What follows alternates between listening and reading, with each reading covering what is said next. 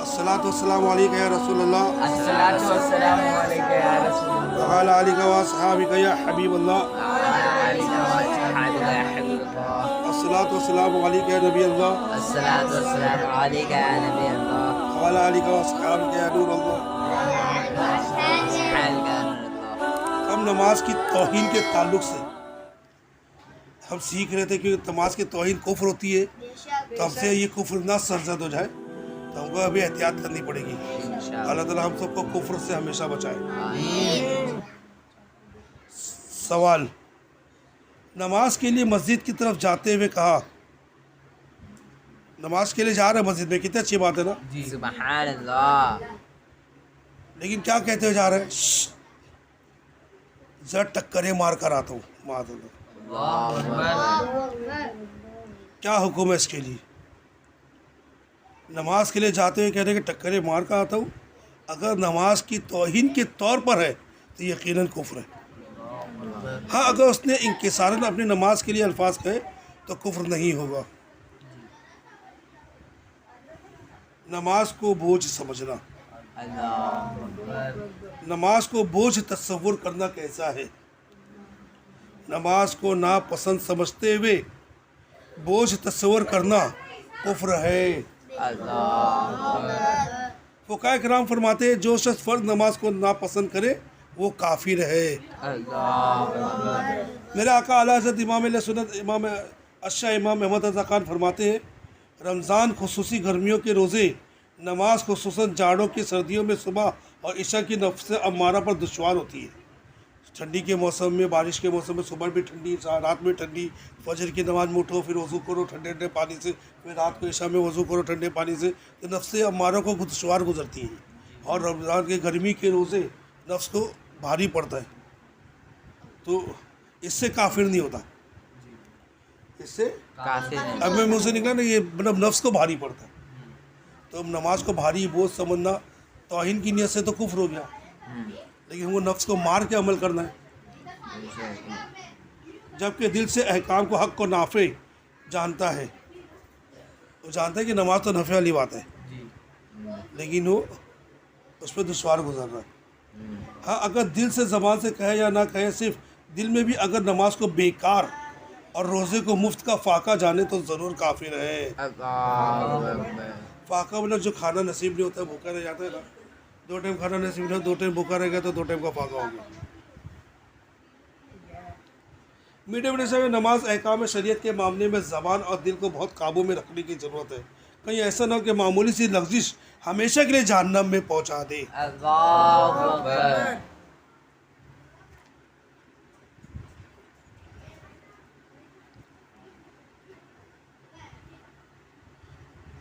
ایک مقرر نے، مقرر مطلب تقریر کرنے والا، ایک مقرر نے نماز کی ترغیب دلاتے ہوئے کہا، اگر آپ لوگ اللہ کا پیٹ بھریں گے تو اللہ آپ کا پیٹ بھرے گا۔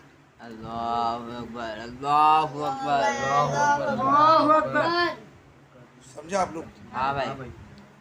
نماز کے لیے بلا رہے ہیں، نماز کے لیے پر سمجھا رہے ہو کہ نماز پڑھو، نماز کی ترغیب دلا رہے ہو، اور ترغیب دلاتے اس نے کیا بول ڈالا؟ اگر آپ لوگ اللہ کا پیٹ بھریں گے تو اللہ آپ کا پیٹ بھرے گا۔ جب اس کے اس جملے کی طرف توجہ دلائی گئی تو اس نے کہا کہ اللہ کا پیٹ بھرنے سے مراد اللہ کی عبادت کرنا ہے، تو اس مقرر کے لیے کیا حکم ہے؟ یہ جملہ کفریہ ہے۔ اللہ آیا تھا اسٹیج سے مائک پہ بیان کر کے لوگوں کو راہ راست پر لانے کے لیے، شیطان نے اسی کو کافر بنا دیا۔ اللہ۔ یہ بے احتیاطی کی وجہ سے ہوتا ہے، اس لیے اگر ہم زبان پہ قابو رکھیں، احتیاط سے کام لیں، بہتر ہے علماء کرام کی لکھی ہوئی کتاب دیکھ کر پڑھیں، اپنی طرف سے بیان نہ کریں۔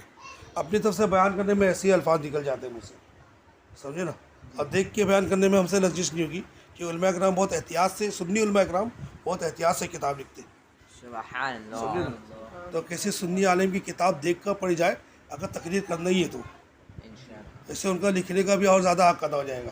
اتنی محنت سے کتاب وہ لوگ لکھتے ہیں ہمارے سنی علماء، وہ اپنی طرف سے بیان کرتا تو ایسا جملہ بول دیا انہوں نے۔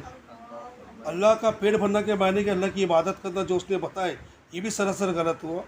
جو عالم نہ ہو اسے بیان کرنے کی شرعاً اجازت نہیں، جو عالم نہیں ہے اس کو بیان کرنے کی اجازت ہے۔ اجازت نہیں ہے۔ हाँ वो बयान कर सकते हैं जो किसी सुन्नी उलमा से बाकायदा उसने हासिल किया है। उसको चाहे कि उलमा अहले सुन्नत की किताबों थे ज़रूरतन फोटो कॉपियाँ करवा कर अपनी डायरी में चिपका ले और देख देख कर सुनाए।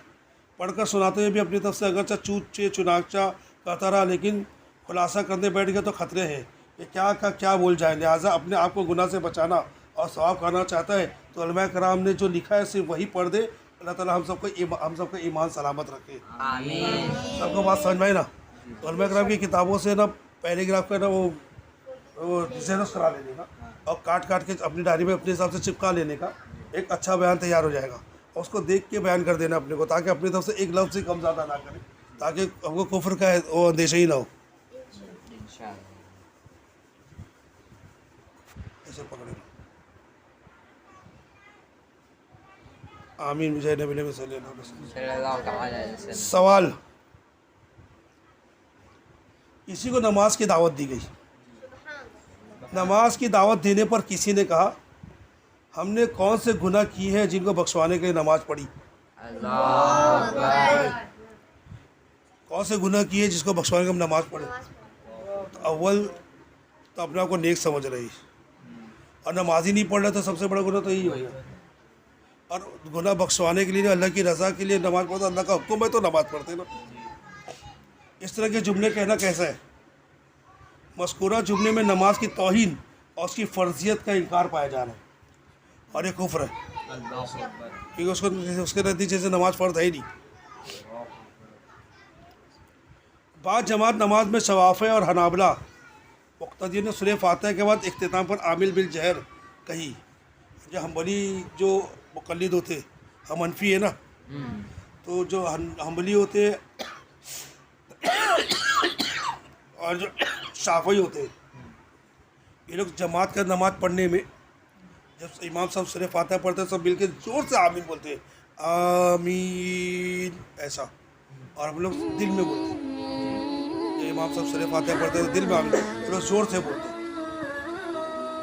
तो ये सुनकर अगर किसी ने मजाक उड़ाते हुए आवाज़ को खींचकर, यानी मजाक की नीयत से अगर आमीन बोला उसने, आमीन या कहा, तो उसके लिए क्या हुक्म है। अगर माज़अल्लाह आमीन का मजाक उड़ाना मकसूद हो तो कुफ्र है।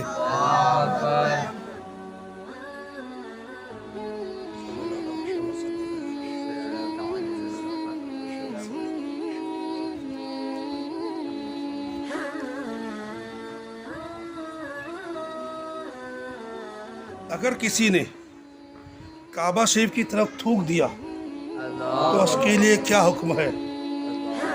अगर खाने काबा की तौहीन मकसद है तो ऐसा शख्स काफिर और मुर्तद हो गया। लेकिन ये किसी मुसलमान से मसूर नहीं, कोई तस्वर भी नहीं कर सकता मुसलमान की काबा शरीफ की तौहीन करेगा वो।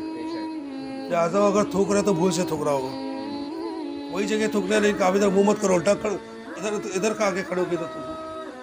इधर काबा शरीफ है तो इधर मुँह करके थूक नहीं सकता। अगर मुझे थूकना है उधर ही उस जगह पे थूकना है तो मुड़ जाऊँ और मुँह इधर करके वही जगह पर थूकूँ, अलग मसला है, लेकिन नहीं थूकेगा। जान मुझ के जो बाकायदा तौहीन की नीयत से थूकेगा तब तो काफिर हो जाएगा, और अगर तहकीर की नीयत से ना की हो तो काफिर ना होगा, मगर फिर भी किबला तरफ थूकने से बचना चाहिए। इस ज़िम्न में एक सबक आमोज हिकायत मुलाहिज़ा फरमाइए।